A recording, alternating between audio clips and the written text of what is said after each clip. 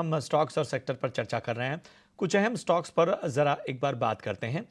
NMDC को आपके सामने लेकर आते हैं। जी हाँ, अगर हम एनएमडीसी देखें तो आज यहाँ हल्की गिरावट नज़र आ रही है।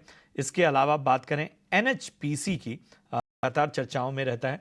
यहाँ पर जो है वो थोड़ा सा वोलेटाइल रहा है एनएचपीसी इस बीच, हालांकि आज हल्की तेज़ी यहाँ पर हमें नज़र आ रही है। इसके साथ ही एनटीपीसी में भी अब हम देख रहे हैं कि एक रिकवरी नज़र आ रही है। आज अच्छे लेवल पहुंचने के बाद एक गिरावट हमें एनटीपीसी में नज़र आई थी, वहां से अब एक रिकवरी हमें एनटीपीसी में दिख रही है। सोनी, आपके पास आना चाहूँगा, बताएं एनटीपीसी, एनएचपीसी और एनएमडीसी तीनों एन नाम से ही हैं स्टॉक, इनमें क्या राय आपकी बन रही है? अगर हम एनटीपीसी की बात करें तो यहाँ पे एक अच्छे ब्रेकआउट को आज सस्टेन करने पाया है, बट सपोर्ट अभी भी इंटैक्ट है। 350 340 के बीच में सपोर्ट है, सो होल्ड करना चाहिए। अगर किसको री एंटर करना है, इनिशिएट करना है लॉन्ग्स के लिए, सो सपोर्ट के पास ही इनिशिएट कीजिए। अगर 350 के लेवल्स को अगर आप नजर आते हैं तो वहां तक आप होल्ड कर सकते हैं, री इनिशिएट कीजिए। काफी अच्छे सपोर्ट है, बाउंस कर सकता है। एनएचपीसी की बात करें यहाँ पे, तो एनएचपीसी में हम देख रहे हैं कि काफी अच्छे से एक होल्ड कर रहा है अपने लेवल्स को। बहुत आज गिरावट यहाँ पे नजर नहीं आ रही है। इनफैक्ट 91.5 का अच्छा सपोर्ट है, मेरे ख्याल से आप होल्ड कर सकते हैं। 91.5 के स्टॉप लॉस सपोर्ट के साथ आप इसको होल्ड कीजिए। बाउंस कर सकता है टुवर्ड्स 95, और 95 के ऊपर अगर सस्टेन करता है तो आपको 98 के लेवल्स भी नजर आ सकता है। सो ये है फॉर एनएचपीसी। और एनएमडीसी की अगर बात करें तो मेरे ख्याल से थोड़ा सा यहाँ पे प्रॉफिट बुकिंग एक्सपेक्टेड हो सकता है, अगर 245 के रेजिस्टेंस को क्रॉस नहीं कर पाता है। अगर क्रॉस कर जाता है तो आपको 260 के लेवल्स को दोबारा नजर आ सकता है, आप टेस्ट कर सकते हैं। बट अगर नहीं क्रॉस करता है तो थोड़ा सा प्रॉफिट बुकिंग आपको नजर आएगा टुवर्ड्स मे बी 235 233 के रेंज तक। सो वहां से आप रीइनिशिएट कर सकते हैं लॉन्ग्स 230 स्टॉप लॉस के साथ। ठीक है, तो ये नज़रिया फिलहाल इन स्टॉक्स पर आता, जिनमें आज हम देख रहे हैं ज़बरदस्त तेज़ी। केईआई इंडस्ट्रीज ज़रा आपके सामने लेकर आते हैं, और इसके साथ ही ट्रांसफॉर्मर्स एंड रेक्टिफायर्स, यहाँ पर भी आज 5-5% का ऊपरी सर्किट लगा, और अभी भी जो है वो पॉजिटिव मोमेंटम बरकरार है। इधर टाटा पावर में भी खरीदारी देखी गई। एनटीपीसी पे तो हमने नज़रिया आपको दे दिया। Kapil, KEI industries, transformers and rectifiers और टाटा पावर, बताइए क्या व्यू बन रहा है? जी, ऑलमोस्ट जो 2 स्टॉक आपने कहा है केईआई और ट्रिल, तो ये तो ऑल टाइम हाई के लेवल पे ही चल रहे हैं। केईआई का हम देखते हैं तो इस महीने में ऑलमोस्ट 15% जितनी अपसाइड मोमेंटम हमें दिख रही है।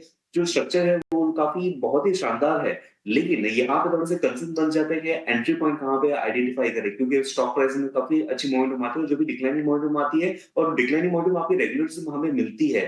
तो इन और अभी मार्केट का ढांचा भी कुछ इस तरीके से वो बन गया है कि मोमेंटम को जब भी हम चेस कर जाते हैं तो हमारा रिस्क और रेशियो इतना फेवरेबल नहीं होता है। सेक्टर रोटेशंस काफी फास्टली हो रहा है अभी। तो 4000 के करीब केईआई चल रहा है, आज 6% से अपसाइड मोमेंटम में है। मैं इसके जो इमीडिएट सपोर्ट लेवल देखने जाता हूँ, जो कि 10 पीरियड की मूविंग एवरेज है, वो कहाँ ना कहाँ पे मुझे 3700 के लेवल पे यहाँ पे देखने मिलती है। तो रेदर देन मोमेंट को चेस करें, उससे अच्छा है कि थोड़ा सा कूल ऑफ होता है प्राइस में, एक अच्छा रिस्क और रेशियो बन जाता है, तो उसके बाद में ट्रेड इनिशिएट करना चाहिए। तो केईआई थोड़ा सा कूल ऑफ पे 3700 के लेवल पे हमें देखना चाहिए। एंड दूसरा जो स्टॉक था ट्रिल, ट्रिल में हमें ध्यान देना चाहिए कि ये एक T2D सेगमेंट का है। यहाँ पे डिलीवरी आ जाने के बाद में ही आप इसको सेल कर पाओगे। 545 547 पे चल रहा है, आज ऑलमोस्ट 5% की बना ऊपर में चला हुआ है। इस महीने में 38% की मोमेंटम ऑलरेडी आ चुकी है। तो अगेन फ्रेश एंट्री तो नहीं बनती है, लेकिन जिसके पास में ये स्टॉक होते हैं, तो ये स्टॉक शॉर्ट टर्म के पर्सपेक्टिव से 490 की ट्रेलिंग के स्टॉक से इसको होल्ड किया जा सकता है। एंड लास्टली टाटा पावर, जो दिग्गज स्टॉक्स है, वो आज 0.2% की तकरीबन एक पॉजिटिव मोमेंटम देखने मिल रही है। स्टॉक की मोमेंटम काफी स्लो एंड स्टडी रही हुई है, अच्छा सा मूव हम देखने मिल रहे हैं। It is not as like काफी शार्प मोमेंटम जो पहले हमने 2 स्टॉक डिस्कस किए थे उतने नहीं थे। लेकिन अगेन 439 पे चल रहा है स्टॉक प्राइस के। इंपॉर्टेंट सपोर्ट लेवल मुझे कुछ 420 के लेवल के यहाँ पे देखने मिल रहे हैं। तो ऑन रिट्रेसमेंट पुल ऑफ पे एक ट्रेड इनिशिएट इसमें किया जा सकता है। कुछ और भी स्टॉक्स पर नजर डाल लेते हैं। इसमें हिंदुस्तान जिंक 8% ऊपर आ चुका है आज के कमजोर बाजार में भी, और ये सिर्फ आज नहीं चल रही, ये पिछले कुछ दिनों से लगातार यहाँ पर तेजी देखने को मिल रही है। पिछले एक हफ्तों में 30% की तेजी हिंदुस्तान जिंक दिखा चुका है। सोनी जी, क्या सलाह देंगे आप हिंदुस्तान जिंक पर? ये स्ट्रांगली चलते जा रहा है एंड 400 के लेवल को भी क्रॉस किया है। करंट लेवल से आप बाय नहीं कर सकते क्योंकि यहाँ पे रिस्क रिवॉर्ड रेशियो फेवरेबल नहीं रहेगा।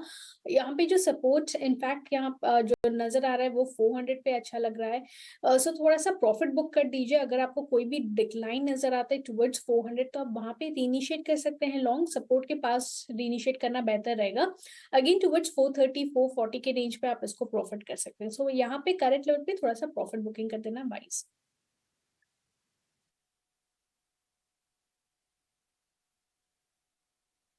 कुछ और भी स्टॉक्स पर और वोडाफोन आइडिया पर एक बार नज़र डालते हैं।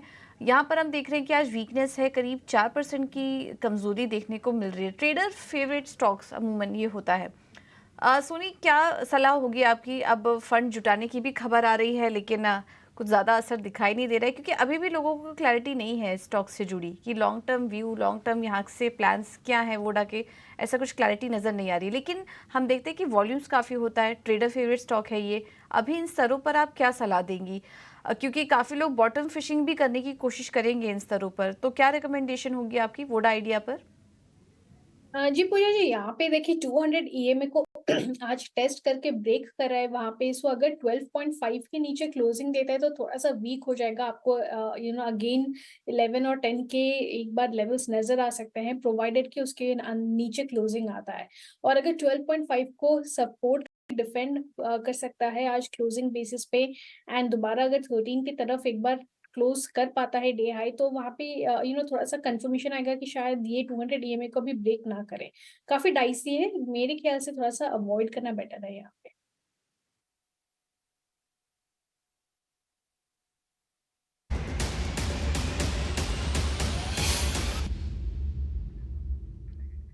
और चलिए, हमारे साथ ऑप्शन के चैंपियन में जुड़ चुकी हैं फिनवर्सिफाई की ध्वनि पटेल।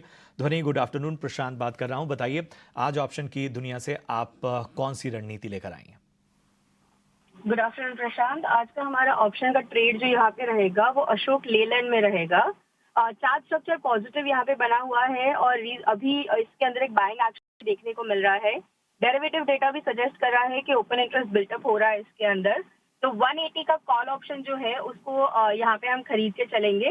कंडीशनल बाय रहेगी यहाँ पे, आपको 4.5 रुपए के ऊपर इसको बाय करना है। टारगेट इसका पहला जो है वो 7 रुपए का और फिर 9 रुपए का रहेगा, क्योंकि स्टॉक के अंदर पोटेंशियल है यहाँ पे कि वो 190 रुपए तक ऊपर जा सकता है। 2.5 रुपए का स्टॉप लॉस लगाए। आपका जो अधिकतम नुकसान यहाँ पे है वो 10,000 का है, बट अधिकतम फायदा जो यहाँ पे है वो दुगना है, जहाँ पे आपको 22,500 तक का फायदा हो सकता है। तो 1:2 का रिस्क रिवॉर्ड बैठता है इसके अंदर। ओवरऑल बुलिश स्ट्रैटेजी के हिसाब से इसको ट्रेड करें। शुक्रिया करेंगे ध्वनि आपका इस अहम रणनीति के लिए। तो अशोक लेलैंड पर ध्वनि की कॉल जो कि अहम लेवल्स और स्टॉप लॉस के साथ आपके सामने रखी गई। लेकिन यहाँ आपको एक खास जानकारी दे दें, सेबी का रिस्क डिस्क्लोजर जरा आपके सामने लेकर आते हैं, जो ये बताता है कि जो वायदा बाजार की ट्रेडिंग है वो जोखिमों से भरी पड़ी और जोखिम का दायरा बड़ा है। 90% लोग यहाँ नुकसान झेलते हैं। इसलिए अपने फाइनेंशियल एडवाइजर की सलाह, पक्की तैयारी, इन सभी का ध्यान रखकर ही ट्रेडिंग की इसमें सलाह दी जाती है।